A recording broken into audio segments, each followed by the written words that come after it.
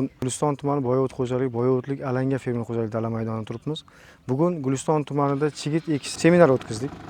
Seminardan maqsad fermer xo'jaliklarda 2026-yil hosili uchun yuqori suv tejovchi Shinjon texnologiyasini joriy qilgan holda plyonka ostiga Xitoy chigitlarini qadash maqsad qilib olingan. Guliston tumanida jami 2026-yil hosil uchun 8000 gektar maydonga chigit ekilishi va ekilgan chigitdan jami 35000 tonna paxta hosili yig'ishtirib olish rejalashtirilgan. Bugungi kelib chigit ekishlar jadallik bilan boshlanib ketdi.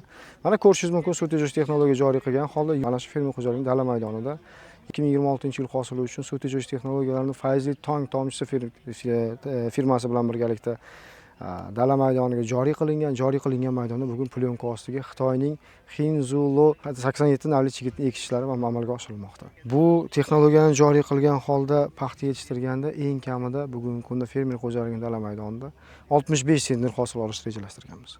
Kamida marralar yuqori, nasib xudo xolasa 100 senderga yetkazish niyatimiz bor.